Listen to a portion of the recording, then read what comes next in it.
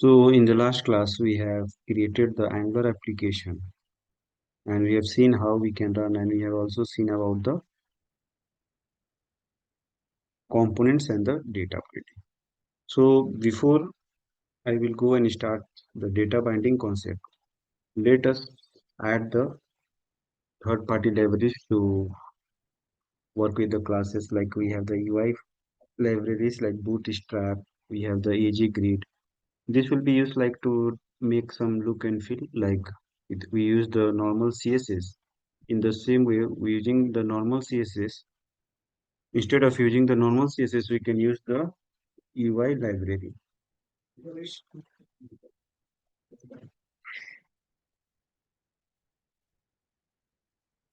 So in UI library, I am going to use the Tailwind CSS.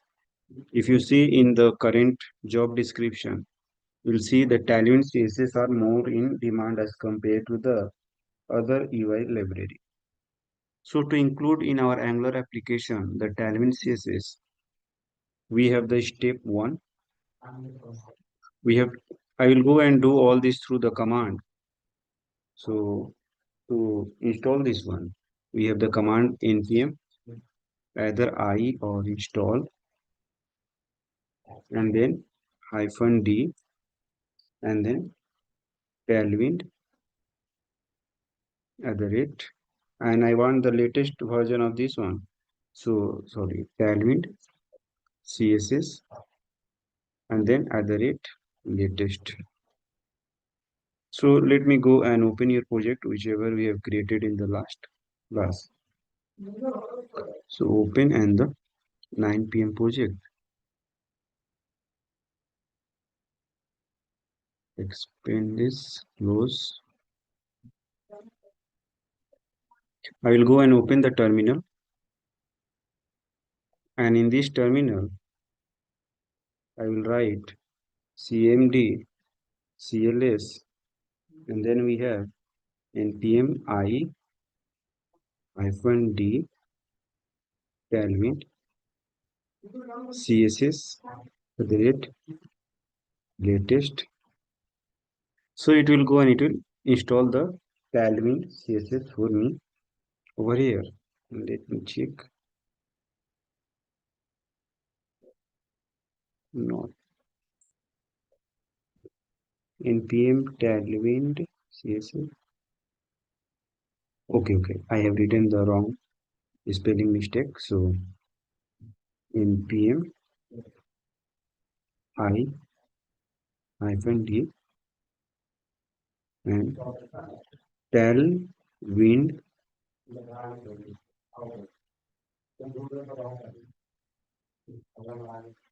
css the rate latest. So I have spelled the tal, I have forgot to include the I, that's why I got the error on the top. Now you can see it has installed the 93 packages for us, and now I need to go and create a configure file for this ts tailwind.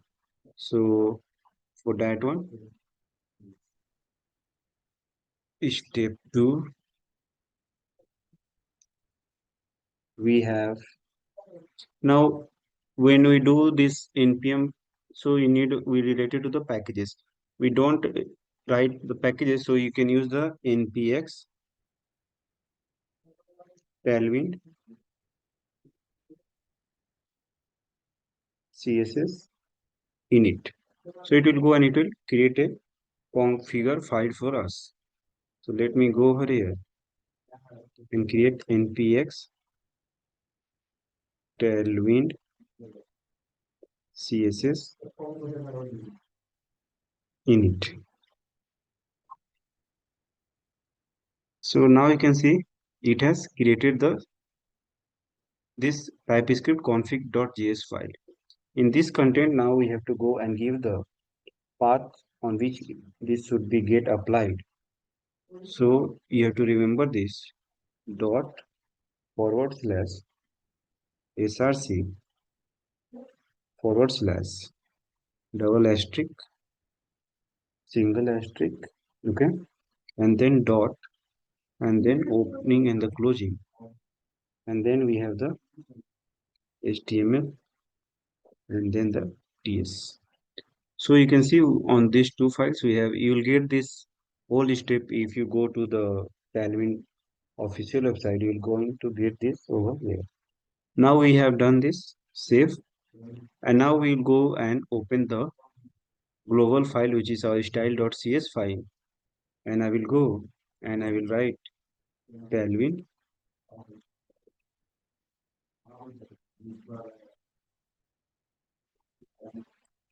Tailwind base name, then at the rate Tailwind components, then at the rate Tailwind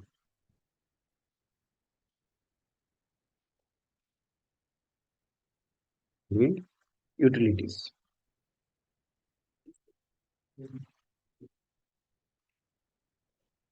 Utilities. Save.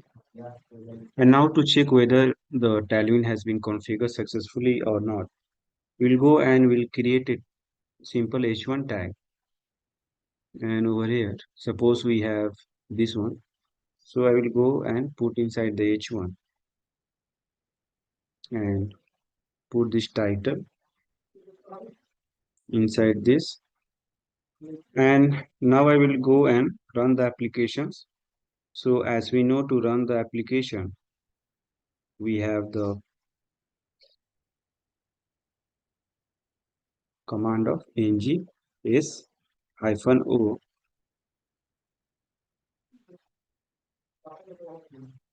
and save this file.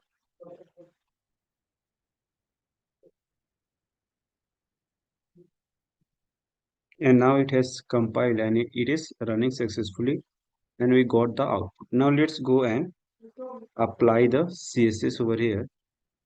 So class, and I'm going to apply it over here empty. So margin top and 12 and just save. And now if I'll go to the UI, so now you can see from the top we got the margin.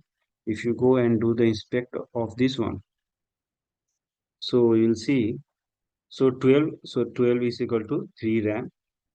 Over here we are getting, if I will go and uncheck, so you can see it is, so we are applying over here. So now the Tailwind has been successfully installed in our application. Now for intelligence, now if you want, so suppose you cannot remember all the classes and these are the predefined classes. You cannot remember all these classes, so you can go and you can install the Tailwind CSS intelligence, which will go and give you the hint. So for that you have to go to this extension in the VS Code and you have to type over here Tailwind CSS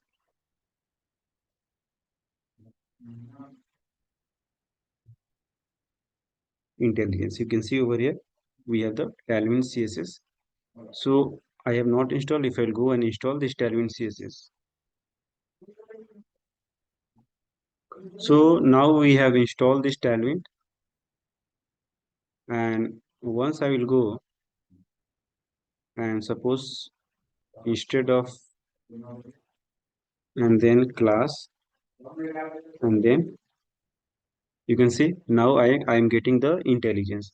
Before I typed, so at that time I didn't get this intelligence from the our VS Code. So this VS Code editor is more powerful and the lightweighted. If you want to add any extension, you have to go to this extension and you can search over here and you can go and you can install. So this was the step one which we have used to install the Tailwind CSS in our application to make our application look with some of the CSS which is predefined. So let me go and put over here empty where. Now let's come back to our topic and we'll start with the data binding. Okay. So the step 3 will be you have to go to the update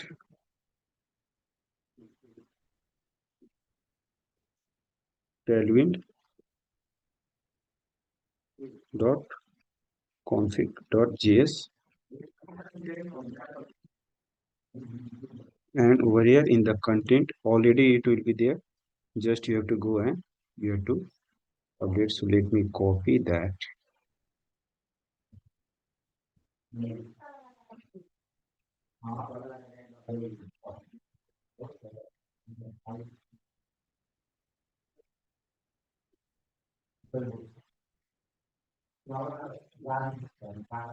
And over here we have the step 3. And now we have the step 4.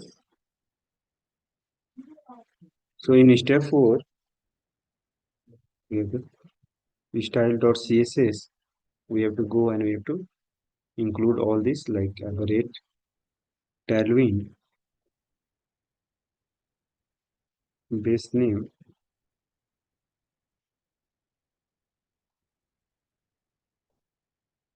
tailwind components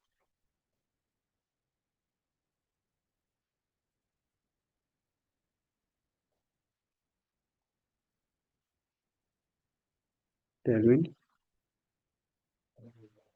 utilities. So we have these 4. One is the step 1, 2, 3, and 4. If you follow these 4 steps, you will go and you will configure the Talent CSS in your application. Now let's start about the data binding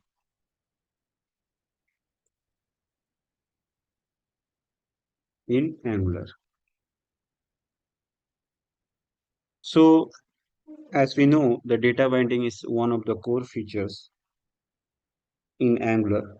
And with the help of data binding, you can go and bind the data from component to HTML and from HTML to your component. So we have the 2 types of data binding is there. One is the one-way data binding,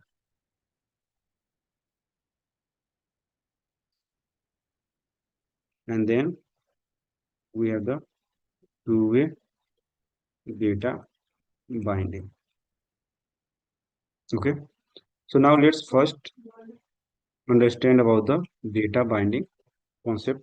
We'll see, like suppose in interview they will ask about what is data binding, so you should able to give them a short definitions.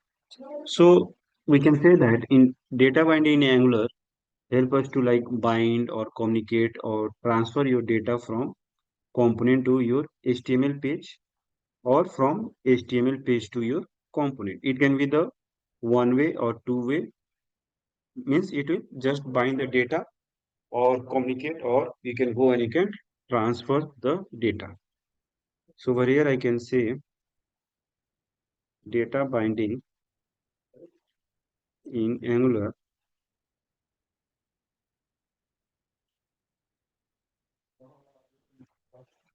help us to bind,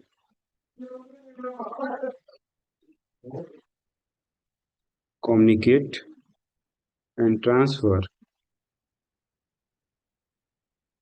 data between component and HTML page. And data can be flow either in one direction or two direction. We're going to see in this one. So data flow can either be one way or two way. Okay. And why we do this data binding? Like suppose with the data binding, if there is any changes in the data, so we don't have to worry about that. Automatically that will be get updated in our UI. So in one-way data binding, we'll go and see first one about from component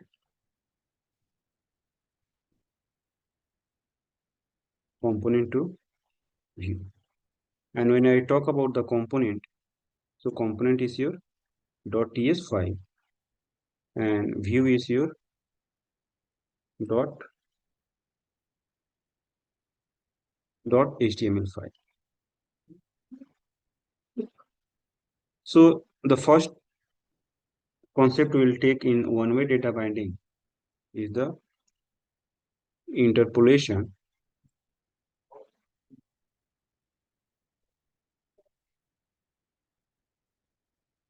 and its syntax is double opening and double closing bracket. So it is generally means binding the data from our component to the HTML, which already we have mentioned, from component to the HTML. Now let's see the example how we can go and we can bind this data over here. So let me go to the editor, see the practical of this one. So we have created till now we have created one component. By default it will created by the Angular, and in this we have created the home component. Now let's go and work with the home,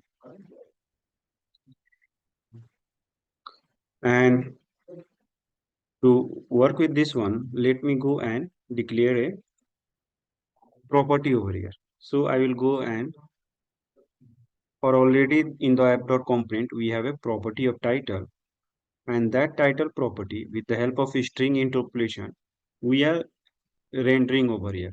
So whatever the you are going to assign in this title property, and it will go and it will render on your UI, and you can see over here the Angular is getting rendered. Now suppose I have gone and I have changed this text tomorrow. This currently we have done the hard coded, but if this data is coming from your database, so if I will go and write from Angular 14 and I will just save, and when I will go to the UI, you can see the UI is getting changed.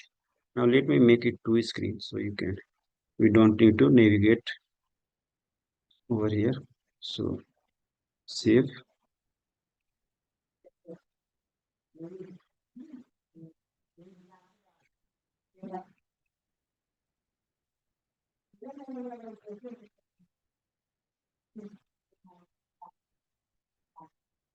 and now let's go and see the other example. So over here now if suppose if I have to go and create a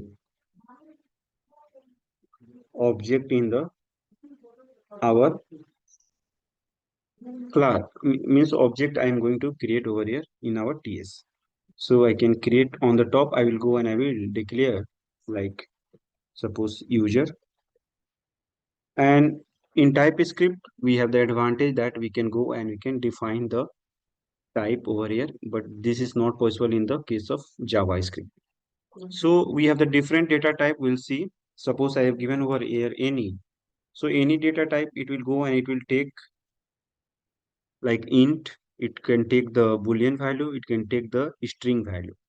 The over here any data type. So this is one of the data type in our TypeScript. And now I want to go and I have declared on the top because if I want to use over here in this class with the help of this cover this keyword I can go and I can use. So over here this dot user,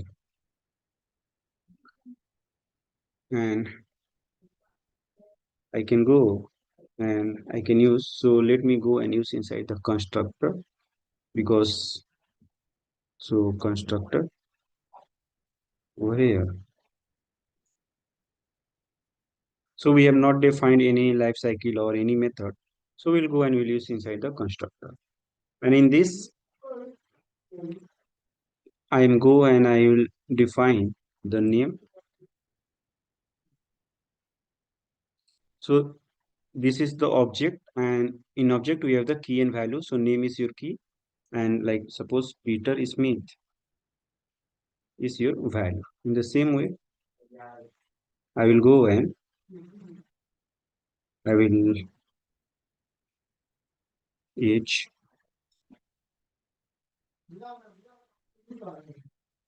30, name, age, and suppose address and a new year. So I have just used the three property over here in the user object. Now I want to render this prop value to our UI over here. Suppose I want to over here, I want to go and render. So I will first of all I will save this file. If you don't save, the output will not going to reflect on the UI. And now over here, now I want to render. So I can go and I can give some heading like H2 and I can give user details. And then in this, I can go and I can render that value.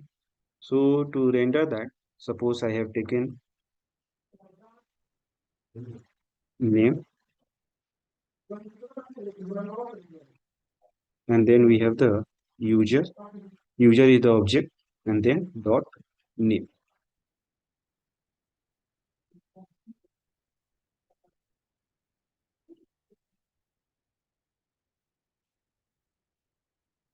Each user dot age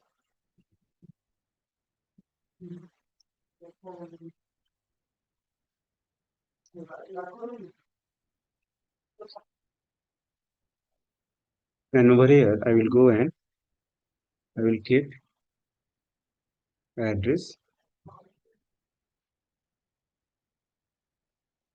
user dot address. Now once you save, you can see the output is getting reflected over here. So what we have done, just we have, let me close all this.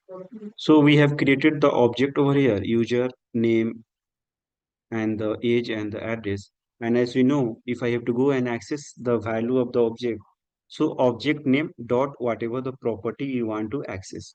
So if I want to access the name, so user dot name.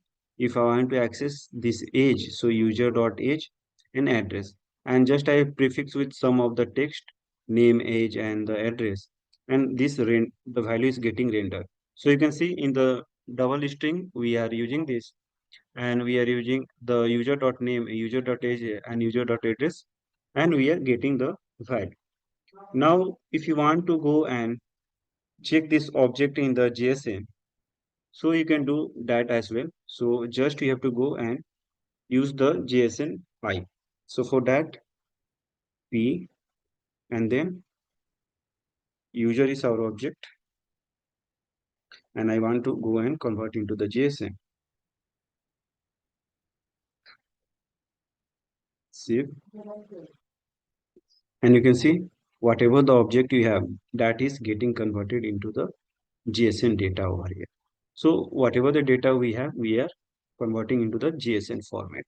So we are changing over here. Let me go and take data in JSON format.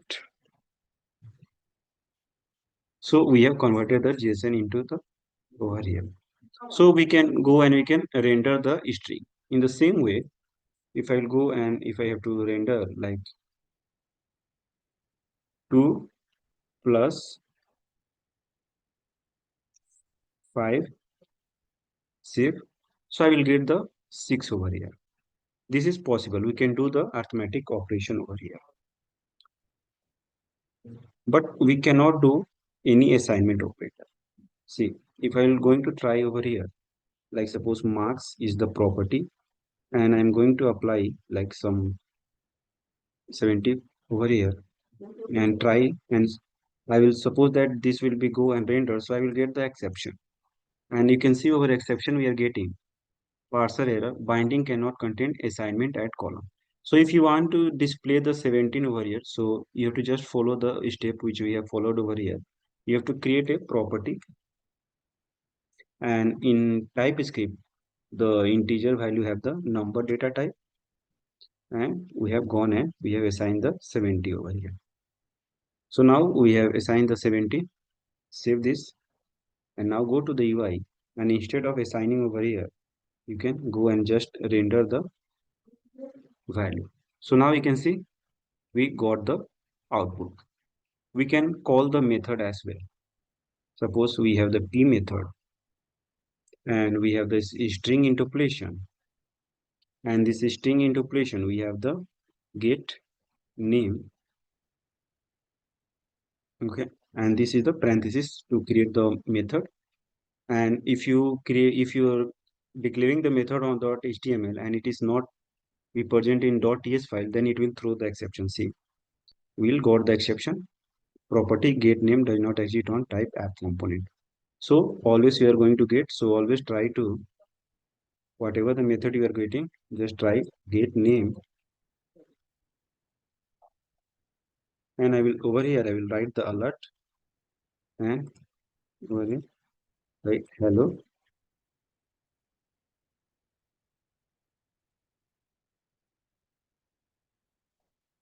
hello world,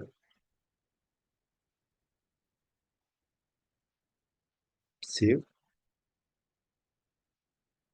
save this. And you can see whenever this component will be get loaded, we are going to get the method. So this just an example, like we are getting the,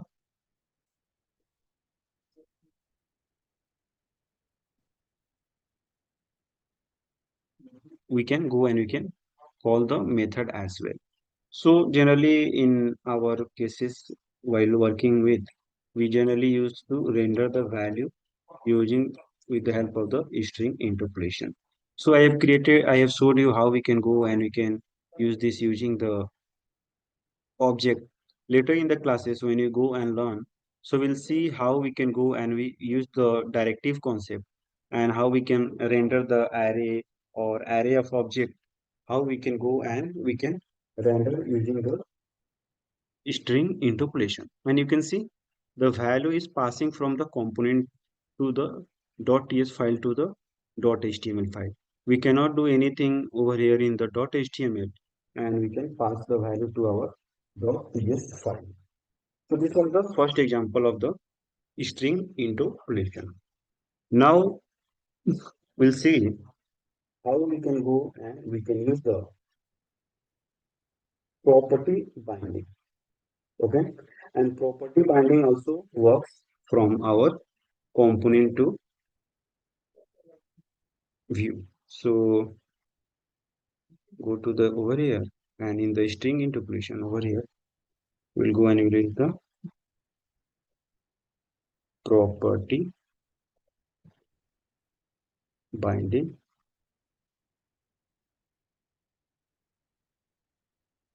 and in this we have the syntax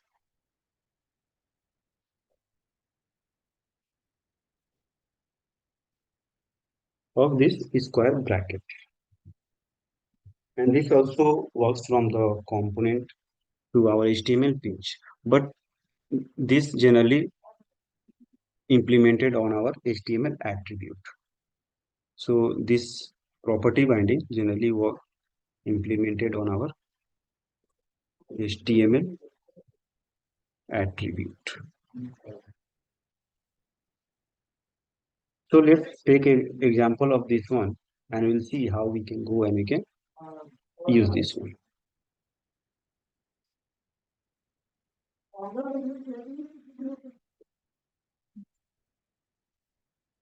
And we have, so this was the example of the property binding.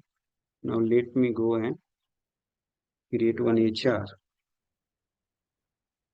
and now we'll see H2, and I will give the heading as a property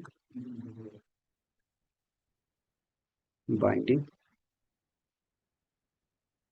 save, and we got the property binding over here. Now let's see the example.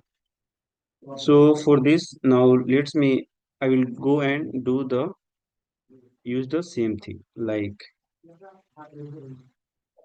I will go and use, suppose I will go and use this P,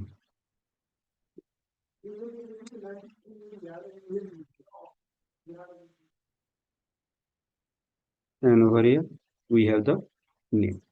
And in this, instead of using this in string interpolation, I will go and I will use input tag and type is equal to text, and then it is a self-closing tag. So I will go and use self-close. And over here I will go and write value, and some value I can go and I can write like in the .ts file we have created. So in the .ts file we have this much of property we have created. But over here, let's suppose I have gone and write the Smiths. So I am getting the value name and the text box I am getting. I can go and I can edit this way. But I am doing over here the hard code. Now suppose instead of writing the hard code, I want to make it dynamic. So we have created the object over here. This dot user. So I will go and write user dot name. Save. So you can see whatever the value we have, it is not value is not getting rendered with the normal. This is your attribute. Value is the input tag attribute, and this value is not getting rendered. So how I can go and I can make this dynamic? So you have to go and you have to put the attribute inside the square bracket. So you have to go and use square bracket over here, and you have to use the square bracket and save. And now you can see we are getting the output over here. The value is getting changed. Same way I can go and I can use the other,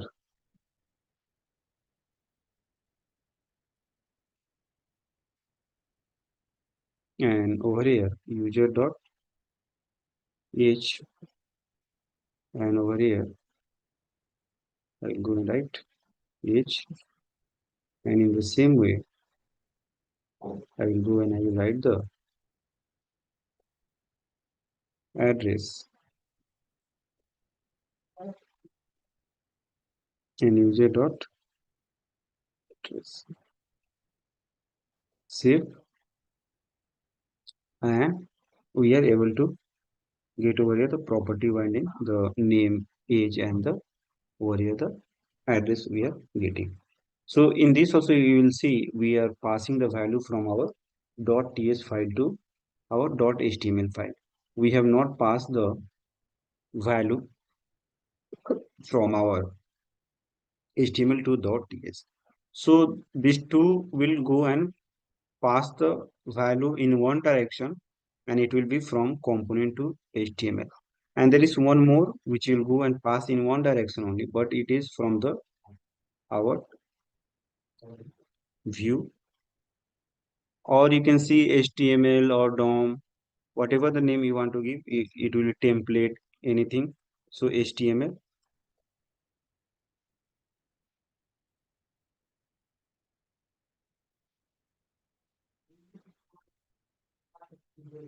HTML, and over here we have the event binding, and then we have the syntax, and then we have the parenthesis over here, and in this parenthesis we'll have the different HTML have. We have the click, blur. We'll go and we'll see all this one, how this is getting applied over here. So we have different type of event we have, and that the user will go and interact in our DOM, not in the component.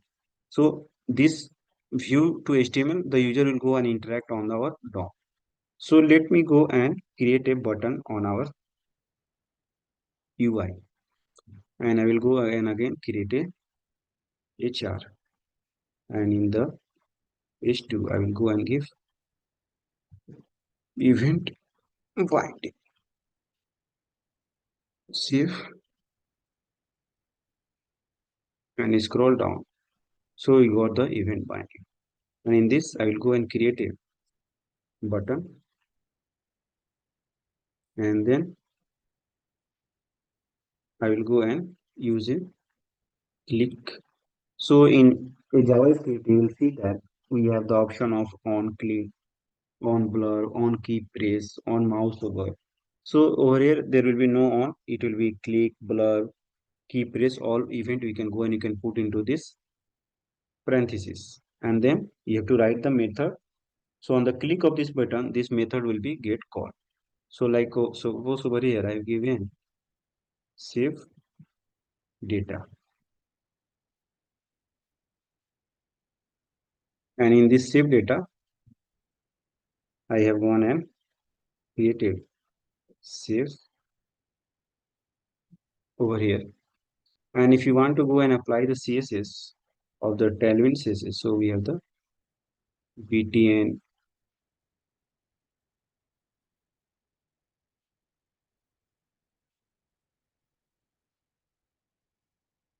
You can see we have the lots of this btn will be there, or you can write btn.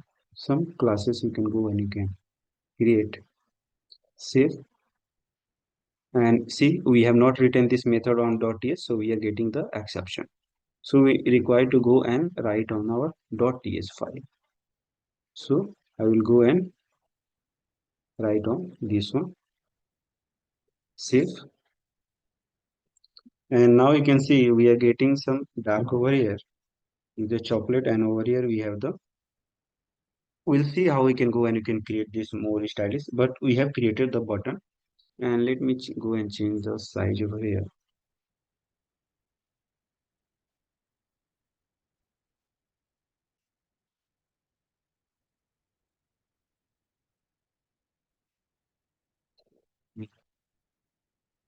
We have 8, 9.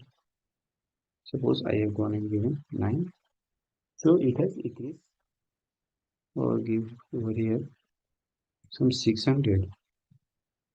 So now you can see as we go and give less, it will go. So now we have the this button over here, and button will going to have the type over here,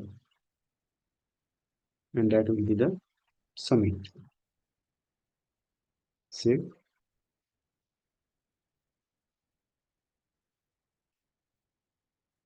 And once you'll go and save, and you'll start clicking on this, so it will, the log will be get fired. So let me go and in the .ts file, I'll go and write the console.log over here, button got click, save. And you have to go and do the inspect element. So let me increase this, and let me put over there, and go to the console, and in console let me clear this.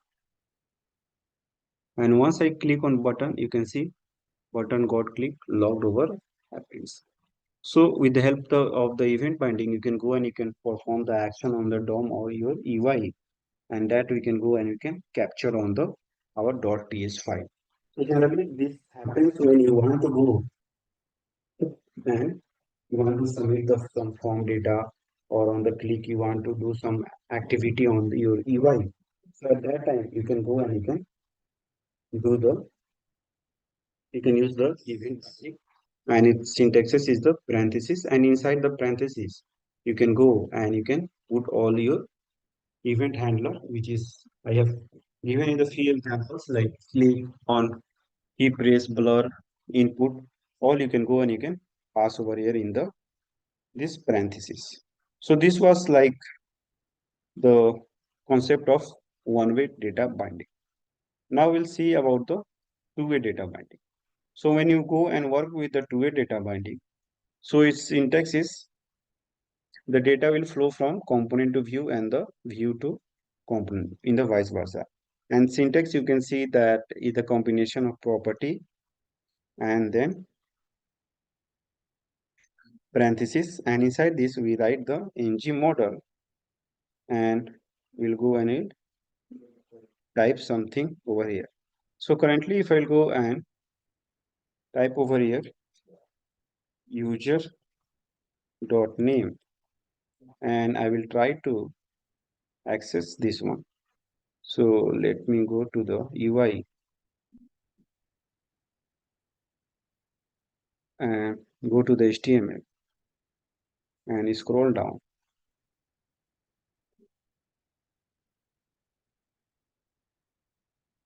You have the HR, and then we have the H2, we have two-way data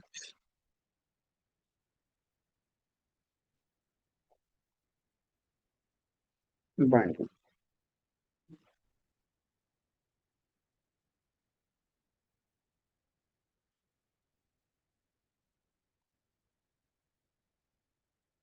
Over here we have the, suppose I will go and give you the input, and we have the type is equal to text,